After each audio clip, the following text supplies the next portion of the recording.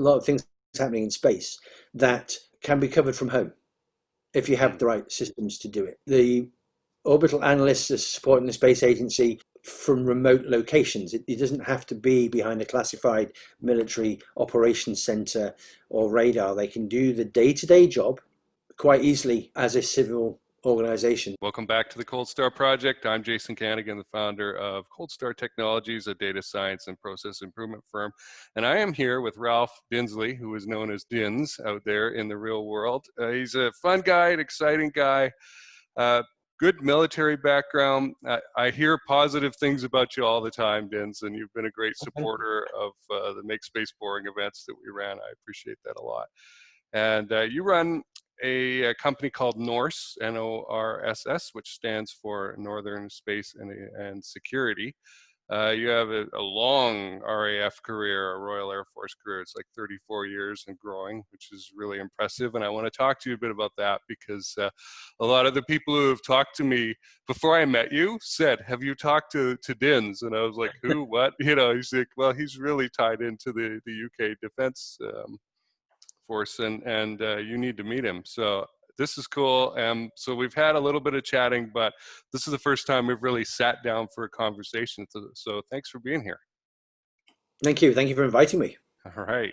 Well, so let's begin a little bit with your military background, and then we'll move into NORSS. I noticed you have a rank of a Staff Officer 2. So does that mean I have to call you Major? How does that translate? Yeah, so in the Royal Air Force, the rank was squadron leader.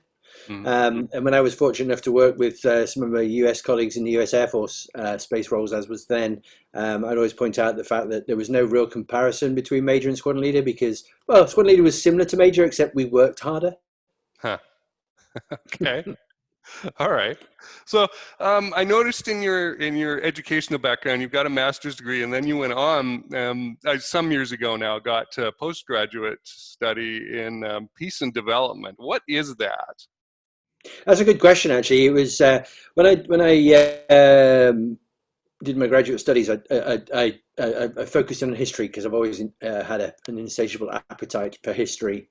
And in fact, one of my hobbies was learning about Native American history. Really enjoyed that, and that's thanks to growing up on a diet of John Wayne as a young man, and then being introduced to burying my heart at Wounded Knee. So having completed my graduate degree, I was always looking for some other subject, but I just didn't want to do another postgrad in more history or whatever.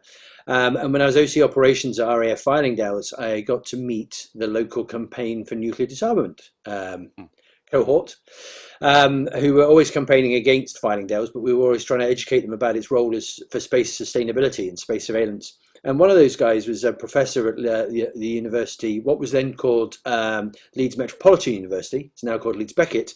And he ran a program for peace and development. He was, in fact, the chairman of C&D at the time. So I got talking to him, and I was really intrigued. So the subject matter is what we in the military would have called a comprehensive approach back in the day. So it was an amalgamation of security, international development, and post-conflict reconstruction. So when you brought other government departments in together with the military to help provide security to a nation, etc. So I was fortunate. I applied for and was fortunate enough to be awarded a Chief of the Air Staff Fellowship, which was a 1-year moratorium. Is that the right phrase? So 1 year away from the Royal Air Force, but studying paid for by the Royal Air Force. Sabbatical. That's the word I was looking for. And so I was still classed as a full-time officer, but was able to be a student and to study peace and development. And at the end of it, I came out qualified with I used to like to tell people that I was one of the few military officers with a master's in peace. And one of the two sort of anecdotal stories around that was before I started the Masters, I was on operations deployment in the Gulf, controlling aircraft over Afghanistan. So we'd spend a couple of hours on console providing close air support to our coalition forces on the ground. And then I go and sit in the crew room and read for 2 hours on some of the thickest textbooks on peace that you could find. And then, of course, when I started the course, my fellow students all wondered why a military officer wanted to do a course in peace. And I helped to educate them, point out the fact that most military officers are, peace is our main aim. We just come at peace from a slightly different angle to other people. That's all. Right. Now, I'm curious what examples that the textbooks used. And this might be too much to think back on. I don't know. It's been long enough. But some examples I could think of, like Germany after World War II. There you've got occupation and reconstruction that worked out, I think, okay. It's Yes, better yeah. than most. But Iraq, not so great. No. Afghanistan, you know, what examples can you remember, if any, of good situations where occupation and reconstruction worked out well? I suppose a great example of more recent history. It was a case study that I participated in to do between Kosovo and East Timor. Mm-hmm. Although the Kosovo scenario hasn't quite settled still yet, and some of that's related to maybe potentially the UN agenda. There was never any independence agenda tagged to that conflict, whereas East Timor transitioned within about a decade, just over a decade from conflict into peace and independence, and yeah, obviously happened in my lifetime, Yeah. and so there was a wealth of information to research at that time. Hmm. Okay. I mean, it's a fascinating topic. How do you move in and supply and get infrastructure back working, and then let go and let these people take over again, right? After having Exactly, changed their thinking a little bit, hopefully, so that they don't go out and start the same thing again. and in some ways you can probably see some of the same pain right now in movements like Black Lives Matter, Mm. etc. Hmm. Because there's no closure. Right. Well, yeah, And Reconstruction in achieving the that, United States was terrible. Yeah. We know this, and kind of, yeah, botched, I think, might be a good word. It was badly done. And then, the whole, okay, hands off, everybody's free to go kind of thing. We're gonna forgive everybody, but I don't want to get too political. But that no, is an well, no, area that I think we've both looked at. So, I think the key takeaway is the closure piece, mhm, and whatever form that takes, and that is the problem. Sometimes people's grievances are not addressed, and yeah, therefore it just simmers away underneath the surface for a long, long time. right. East Timor was an agenda for independence, and that closure was achieved. Some might argue that Indonesia may not have wanted that independence, so there might still be some closure issues with the greater, Indonesian side. But for the people of East Timor, that closure was affected. Hmm. Okay. And yeah, obviously the Balkans have been a Yeah, difficult area for a very long time. yeah, and we still see Yeah. the continuation in Bosnia, etc. And there's still, Yeah. the odd turbulence amongst war crime trials in The Hague and things like that. So even now, it's still ongoing because that closure hasn't been achieved. Hmm. So let's move on to your RAF history. You've held many different roles, and I enjoyed looking through them and going, "Gee, we could talk about this, and we could talk about that." But including space situational awareness and that. The most current thing that you're doing is something called Aerospace Battle Manager, and I have like the empty cubby hole in my head of like what goes in there. So keeping in mind security and compliance issues and that. What can you tell us about that role? I mean, what Yeah, I is mean that? that role was a fascinating role, which was effectively the name change of a branch, and in fact it has subsequently changed. So since I think April last year, the Aerospace Battle Manager has now become part of the Air Operations branch, and my role within that is known as Air Operations Systems. And yeah, I'm no longer within the military. I must admit, I need to update my LinkedIn piece. I had to. I've just been so busy in my current post-military career that I haven't been able to maintain. I did maintain reserve status for a while to try and help and whatever else. But so the Aerospace Battle Manager was what historically used to be called the fighter controller. So our birth, for want of a better phrase, occurred during the Battle of Britain, and it was the ground control element of supporting the Battle of Britain and then beyond that. And so it was all about control of the air, creating a recognised air picture and providing air support to troops on the ground, close air support, etc. It had been fighter controller for quite a few decades, from the late 30s all the way through until about, I think it was about late 2008, 2009, and became Aerospace Battle Manager because it was more than just controlling aircraft. And when I joined, I was selected on the system side of things. So I was a surveillance specialist, so predominantly surveillance of the air. In the 1960s, when RAF Fylingdales ballistic missile early warning site was built, because radars sat within the fighter control branch, it became very much a position of the fighter controllers to man RAF Fylingdales, and that's how I got into the space business, so to say. Because in 1999, on a whim to leave the Royal Air Force, I had 2 years left in my at my current employment, and so I decided that I wanted to go somewhere where it'd be a bit quieter, so I could get some more qualifications and then transition from the RAF.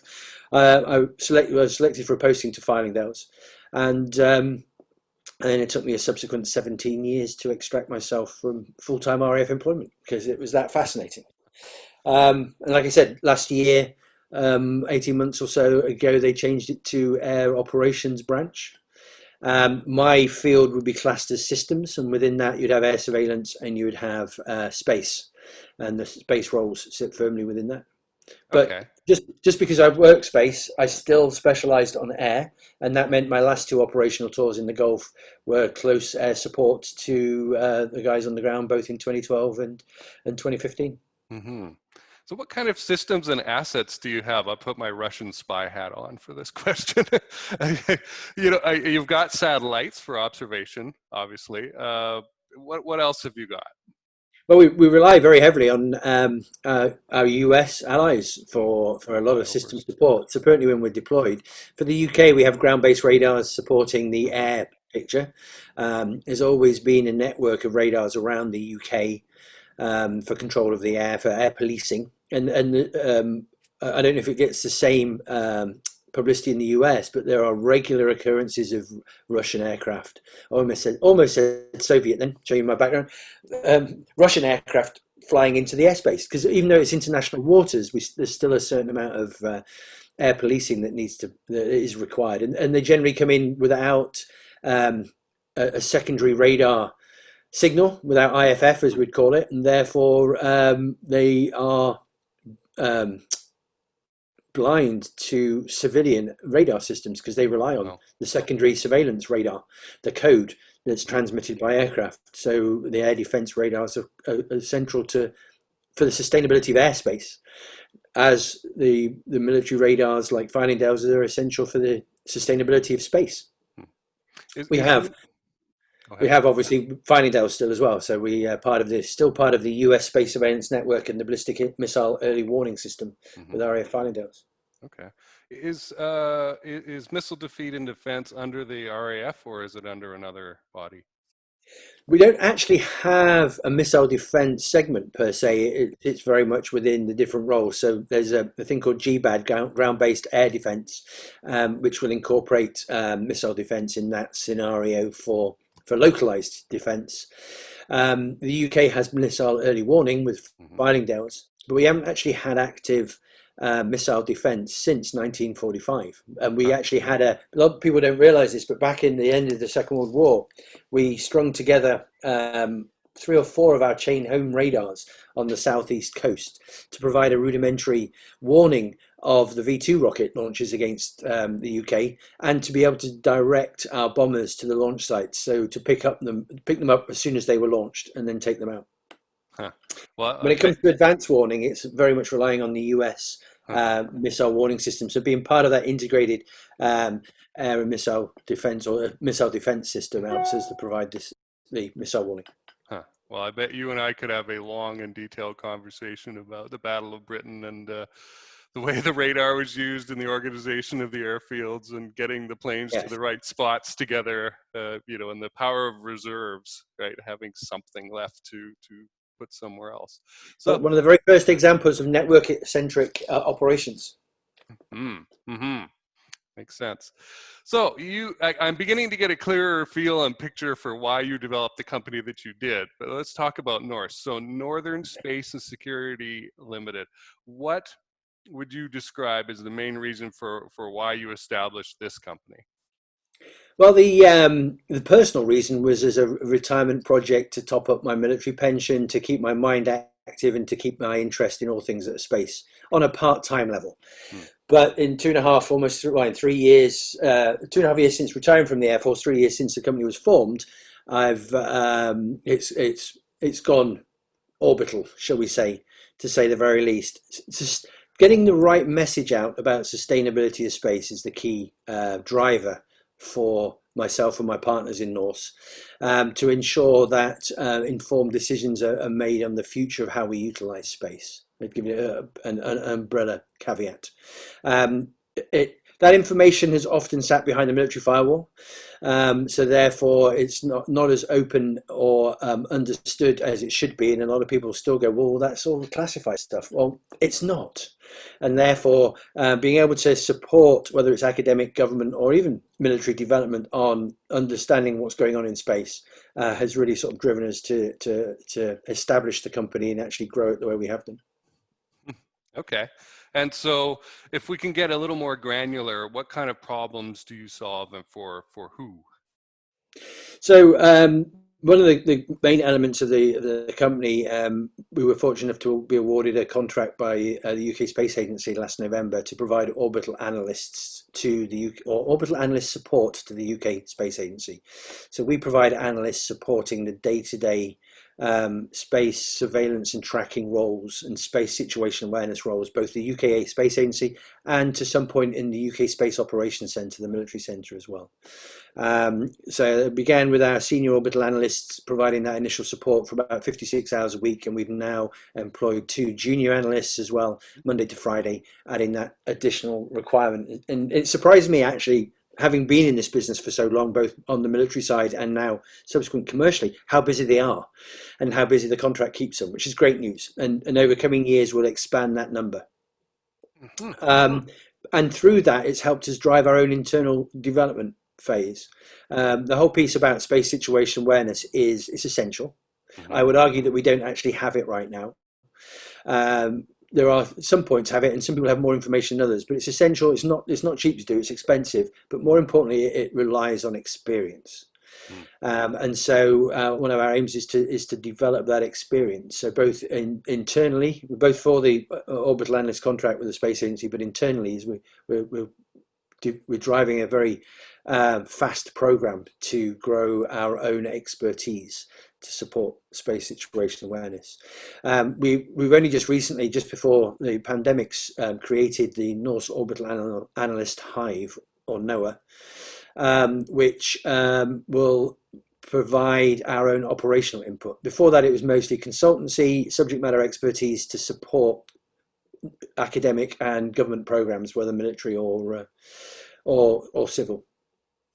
And now we're venturing into creating our own footprint, so that we can actually support broader commercial requirements. And in individual companies, there's a lot of small companies out there that are building their own space capability, don't necessarily have the broader understanding of operations in space, and we can add that value to it.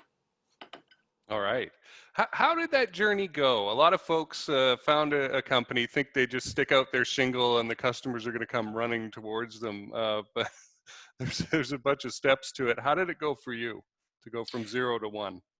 So it was surprisingly a lot easier than I expected. Only I think because I had such a broad network before I left the service, and a lot of that was not only the network, but I had the reputation, and they are 2 key elements in starting any business. If you don't have that network, you're swimming against the stream, to say the least. I'd say that some of the biggest challenges have been up against bigger companies, because of course, especially when you start as a company of one, you can't spread yourself. You can't spread yourself too much, but you need to spread yourself as much as possible, and that's just not physically or mentally possible at times. So that piece is tough. And of course, but as you expand the company, the company's based on your reputation, so you've got to select and meet and work with the right people. And bringing on a partner like Sean Goldsborough from the on the orbital analyst side, added to that reputational standing rather than anything else. And he had an outstanding technical and operational reputation to go with with everything else as well. So these things grew, and then our third partner, Adam White, came in as well, and he had a great commercial and government background as well. So it just it just went from musketeer side thing really, from the broad network of one to three. But the biggest challenge has always been going up against the primes, because they may not have the expertise, but they have the resource, and that has always been an interesting challenge. Has there been any struggle to stay on like a clear scope path of this is who we are, these are our values, these are the problems that we solve? Or have you found yourself getting dragged, into other areas, or hey, Dinz, would you come and look at this? I think the space situation awareness umbrella is so big that it actually encompasses an awful lot of subjects, and it touches a lot of things. And it was something that I drew as a wire diagram when in the military, to show people about the significance of SSA, the piece that everybody ignores because you can't walk up and touch it. And you had all these Space Force enhancement capabilities like SATCOM and missile warning and PNT, GNSS and all that sort of stuff that everybody felt and understood, even if they only understood it as a timing signal. But what's going on was the piece they didn't, and the fact that SSA touched launch, it touched re-entry, and from birth to cradle to grave, as we'd say, it touched everything to do with space operations. So there's hardly ever a subject we don't touch. But you're absolutely right. Staying on stream is very important, and then being able to reach out and provide the support that others need, because not everybody needs the big umbrella support. And being able to touch those bespoke points that's our future aim, is to reach out to the small companies and individually solve their problems rather than giving them a blanket resolution, so to speak. Okay, so that's the more narrow focus, or where you think you could provide the most value. Okay, compared to a prime contractor. Okay, this next bit here, I want to make sure everybody understands it. So let's begin with a definition here. What is military dominance coverage? Yeah, it's a good question. The military have, for want of a better phrase, owned space since the outset. I mean, yes, the US created NASA to show the political, to support the political agenda at the time, to show the civil focus, but actually the military focus has been far greater. The military initially realized the benefits that space can provide to their force enhancement, and have gone out there and actually dominated both the use of space, but almost inadvertently taken over the understanding of what's happening in space, because of the need to support the missile warning mission. They developed the space surveillance network. They developed the ballistic missile early warning system, which provides information on incoming missiles. But there's nothing that discriminates between an incoming missile and a re-entering satellite. So early on, they realized that you need to know where the satellites were, so you didn't create any false alarms. So almost inadvertently, they've taken over the control of space. I'll use that phrase very loosely, but they've taken over that domain to be. They are the ones that command what's going into, coming out of, and happening in there, or they're at least observing that. And considering the size of the programs for ballistic missile early warning, the assets that are required, they've dominated that space management agenda, or the observation of space management agenda. Okay. But also done it surprisingly with this firewall. One of the I hate to use the phrase positives when it comes to COVID, but one of the messages that's come very clear from this event is there's a lot of things happening in space that can be covered from home if you have the right systems to do it. The Orbital analysts are supporting the space agency from remote locations. It doesn't have to be behind a classified military operations center or radar. They can do the day-to-day job quite easily as a civil organization. So one of the takeaways for me is the fact that we need to open up the understanding of what's happening in space, and that needs to be put into for the political spectrum put into the hands of governments, space agencies, for want of a better phrase. The military have dominated space tracking for 60 years. We're in a position where nothing happens. If it does happen, it happens glacially because of a UN involvement, international diplomacy, for want of a better phrase, involved in there, whatever. And things are happening in space quite rapidly. So we need to be able to deal with it on a more open and more rapid basis. Military will always have their requirements, but actually, like international civil aviation, we need to have, for want of a better phrase, an international space authority to oversee future sustainability of space. Okay, so that really led into the answer to this question. Now that we know what military dominance coverage is of the orbital environment, this question here, is it still fit for purpose? You're saying, no, it's not fast enough. The feedback loops are not fast enough. It's not nimble enough. And we need to get other bodies and even just regular people in there to gather information. Okay. Very much so. Is there a piece of the puzzle or the system that's missing or could be quickly and vastly improved upon that you see? I would say the piece of the puzzle is, and it won't be quick, and because you either got to build them or reappropriate them, is the piece of the puzzle is opening up the data of objects in low Earth orbit. Mm-hmm. And that needs to be done quickly, because we need to. There's a lot of misinformation out there at the moment. I personally believe there's a lot of myths about the people use the phrase the threat of space debris. Well, in my view, it's not a threat. Threat implies intent. The debris has no intent. It's an object that is just falling.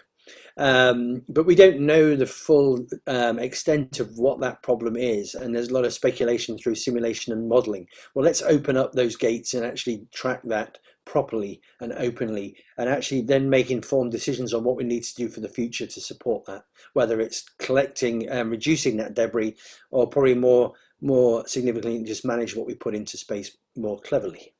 Okay, and for those watching or listening, there's kind of two approaches to this space traffic management problem. One is you can lock it off under a kind of US FAA. We tell you what to do, we control all the data, and we dole it out as you need it, and we decide that. Or the other option, which Dinz here, Dr. Christopher Newman, the space lawyer, Dr. Marie Bajaj, and a number of other folks that I know and completely agree with, is more of an open source data pot where everybody puts data into it and anybody can get that data out of it. And then you come to your conclusion of, okay, I need to move my satellite over here out of the way because of what I'm seeing.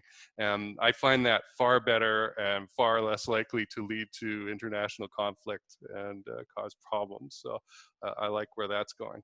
Hey, this is Jason Kanigan from Cold Star Tech. Thanks for listening in. I'm going to quickly interrupt the interview to talk about a new course I am offering for space startup founders. If you're a space startup founder and eventually you're looking at getting invested in, getting some of that good old venture capital pouring into the system, then you're going to need this, because I have done tons of one-on-one calls with space founders and discovered several consistent things that are just plain missing from their businesses. And these things are so important that every time a VC looks at your pitch, they're going to say, nope, no thanks, bye-bye. And so if you want to avoid that problem from happening and actually get to the promised land of being funded, then sign up. All you have to do is go to this address and drop in your email and sign up for it. It's coldstartech.com/SBM. That is for info about the course, and the first part of it will be given to you as it comes out. So go check that out. Do it now before you forget if you're a space founder. And now let's get back to the interview. I'm curious, you've got this background, for those who are listening and can't see, of this beautiful castle here. Is there any significance to that, or is that just a pretty picture? That is, I do tell people that is, we did a bit of extension work on the house last year, but no, the Annen Castle. So our main office is on the outskirts of Annen, a small market town about 30 miles north of Newcastle in the northeast of England, hence the northern part of our moniker. And Annen Castle is the not only the home of the Duke of Northumberland, but also centre point to Northumberland. It's a county of castles and conflict of the past, and untouched beaches, particularly at the moment. So yeah, it's just a place of natural beauty. So it's a nice backdrop. I often have the Newcastle Bridge, the Tyne Bridge, in the background of my any webinars I get involved in, and that's because I cross that a lot, particularly heading north when I'm coming home, and it always reminds me that I'm coming home. Very cool. Let's talk about the space law games, which is something that you have helped prompt into being along with some other folks. I've really enjoyed this idea. I see when I talked to Chris Newman, he was like, oh no, we can't talk about it yet, but I've seen you out there talking about it. So I'm going to pump you for information here. I know about the concept, but let's explain that for folks who are listening or watching and haven't heard of it before. What are the space law games? So the space law games, in a nutshell, are the fusing of military-grade wargaming and legal-grade moot courting, so effectively a law wargame, to explore current capabilities and legal scenarios around space operations, to highlight the deltas, the deficiencies that are in the current system that we really need to close, the gaps we need to close before we can actually start talking about having an effective space traffic management way forward, no matter what level, whether that's a light touch traffic management or even a restricted traffic management, until we know more of what's going on there. So by running complex scenarios, the wargaming side of things, we're able to extract the data points, the important significant data points in a debris generating event in space, to then take that into the law courts to go through what would potentially happen if somebody wanted to apportion blame to an incident in space. Because actually we can't enact any tight rules on space operations unless we actually have a means to be able to apportion blame, or to, for want of a better phrase, to police the actions that are occurring in space. Right. I love this idea. As soon as I heard it, I was like, wow. And I read a couple things that Dr. Newman sent me. And I went, you know what? I've never really thought about this before, that nobody is sure whether we have the data or the oomph to be able to ascribe responsibility to some specific actor or nation state or whatever in space. If two satellites crash into each other, we don't know yet. Can we say it's the fault of party A or party B or something else, right? And this space law games is going to help us determine whether that is possible or not. And what if, this is fascinating to me, what if we come to the conclusion that no, we can't? What I know, then? well, exactly. So do we stop doing space? We're not going to stop doing space, but what can we do to make it more, or less risky? I was going to say safer, but certainly less risky. And the problem we have is the fact that the ultimate event that we're trying to ensure never happens is that unsustainable space operations, is that Kessler effect type thing. So, it's something that's I very loosely will say a very low probability of happening, hopefully, but actually catastrophic if it did happen. Mm-hmm. I agree. This is a compounding, spiraling out of control series of impacts where a satellite crashes into another satellite and pieces of it fly off and hit other things, and those crash into other things, and you get this debris field in orbit that doesn't allow us to launch for many years because there's stuff in the way. Yeah, I talked to a former Space Development Agency director about it, and he said, like you know, it's he's not too afraid of it, but as you say, if it does happen, we're all screwed. So it's a good idea to prepare for the worst and hope for the best, right? Yes, the best in very this much situation. So yeah, it kind of freaked me out when I first heard about it, and the more the time has gone on, I'm like, all right, good. Well, you know what? People take this seriously to some degree, and so if we do, it's unlikely to happen. So. Space law games. Let's finish that topic up. It's ongoing. Folks are meeting and doing things right now. Are you looking for more participants, or have you kind of got the group that you need? I'd say right now we have the initial group. I mean, one of the areas we really need more participation from is the regulators, but you can imagine being government workers are often a bit wary about supporting these sort of things. We're getting some good support from the UK Space Agency, the German Space Agency, DLR, are participating. We're hoping for a couple of other nations, because we don't want it to be a purely UK based scenario. we're hoping to get ISRO, the Indians involved. Professor Newman's talking with Diane Howard Hmm. because we obviously want US involvement because you are the major players. But so we're preparing the first scenario, the first complex game. In an ideal world, that would have been a face-to-face event because that generates such a rich debate. Unfortunately, we're looking like we're probably going to have to host it online this year because of the events that have occurred. But that will occur sometime between middle of July and the middle of August. And one of the reasons it needs to occur in that window is if we leave it too much later, we'll have to put it off for a year. But more importantly, we're hoping to provide some support to the AMOS conference to teach one of their afternoon classes on the Tuesday about the space law games and about the apportion of fault, whatever. So yeah, so we're running a geo scenario this summer, and that will be the reason we chose geo is because right now there is a wealth of data in companies such as Exoanalytic Solutions on objects in geo. It's more open. It's effectively low-hanging fruit. We know that the LEO scenario will be a lot more difficult to run. Hmm. Okay. And yeah, from that we'll have the moot court itself in January. So we're hoping by then things will be clearer, and people will be able to travel and join us on that one. Awesome. And I had Clint Clark from Exoanalytic on the show. That episode is up for anybody who wants to go see that. It's a good one to watch. I enjoyed that. Yeah, I created a space situational awareness playlist for the show on YouTube recently, and that got in there. So and this one will as well. This one will end up there. I didn't know it would, but now I do. So Excellent. so this kind of tags on to a question that we addressed earlier, but I really do want to dig into it. So you're this well-known figure in the UK defense sector.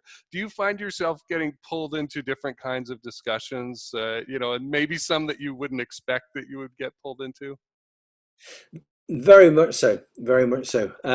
It's been a humbling experience since I left the military.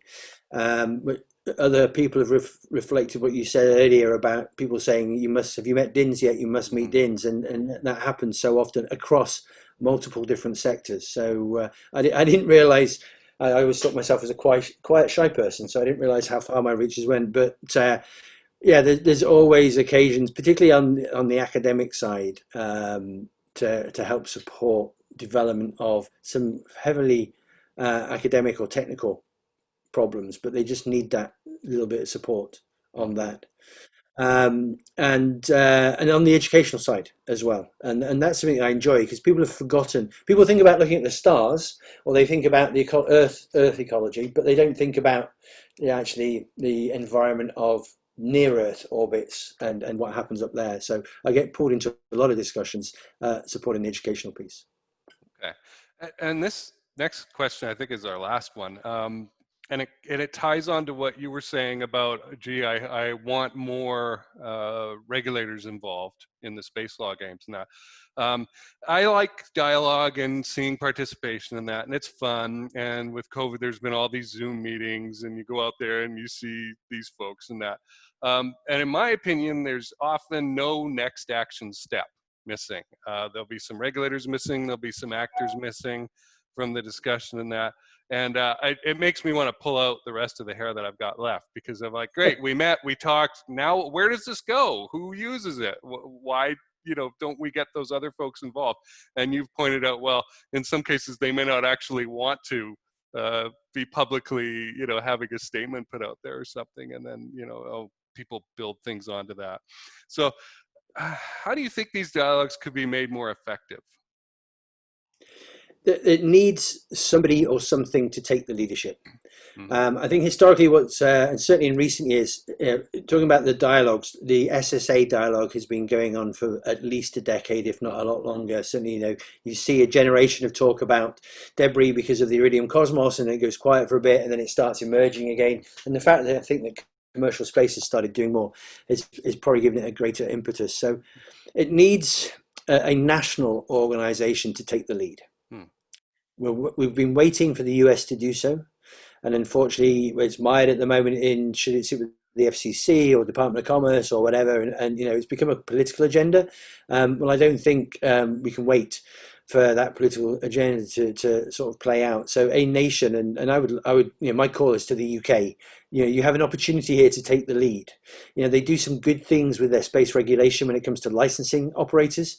Well, why don't we use some of our sovereign territory to become a leader in space situational awareness and space traffic management to help to fill some of those gaps, and then add a legitimate call to actually do some more work to support it.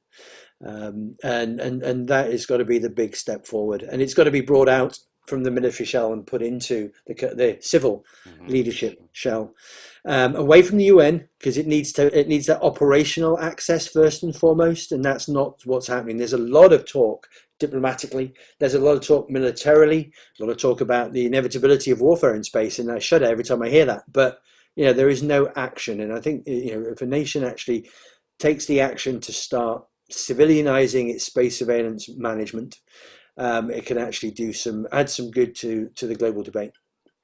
All right, I like this idea a lot, and it points out the value of experience in having a memory, where you've seen things come up and then fizzle and go away and then respark again. I've been pleased to see space situational awareness get a really good look, and interest in the last year, right? 2 years ago it was it's okay, but recently it's been a hot topic. And yet, it could fade back into obscurity again for a while until something probably horrible happens, or Well, certainly exactly. unexpected. We've had so many positives recently. The SpaceX launch, the crew to the ISS, and all that sort of stuff, and just watching the SpaceX launches when the rocket bodies come back down. There's been lots of positives, and I hope it's the positives that will steer the understanding and development rather than having to react to another Iridium Cosmos. Right.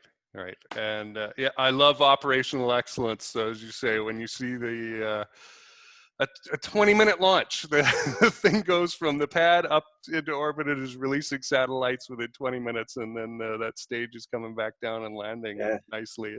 It's fun to watch. It really is, and I like it a lot. So, Dinz, where can people reach out to connect with you? Is it best to go through LinkedIn or through the NORSS website? Either or, I keep everything covered. I'd say sometimes people connect through the website and it goes to my spam, but I would say I check that on a daily basis. So it's highly unlikely that I'll ignore it. So yeah, either my LinkedIn link or the website, very easy to get hold. Awesome. My guest today has been Ralph Dinsley, aka Dinz. He's the founder and executive director of Northern Space and Security, NORSS, and had a long RAF career, 3 decades plus. Thanks for being here. Thank you very much, Jason. Thanks for inviting me. Been a pleasure. This is Jason Kanigan from Cold Star Tech. Thanks a lot for listening to this episode. I hope you enjoyed it. If you do want to get email notifications of upcoming episodes or episodes that have just been released, and maybe a little news sprinkled in here and there, you can sign up for email notifications at coldstartech.com/MSB. That's short for Make Space Boring. That's another little show that I do. It's once, twice, 3 times a week, something like that. Anytime there's news or an update on who I'm meeting and what I'm studying in the space field. So you can go check that out. On the YouTube channel, I can do something that I cannot do on Anchor for the audio only side of things. The YouTube channel allows me to have playlists, and so you might want to go to the channel, the Cold Star Tech channel, and check out those playlists, because you will find you can go down a rabbit hole basically into several areas like space law and policy, small sats, and I think that's a lot easier than trying to scroll through 130 episodes or something like that looking for the thing that you want. So I recommend going and checking that out. And remember, if you're ready to take your space business to the next level, or you're a VC looking for deep and very valuable insight into a space company you're looking at investing in or investing further in, come and talk to us. Thanks for listening.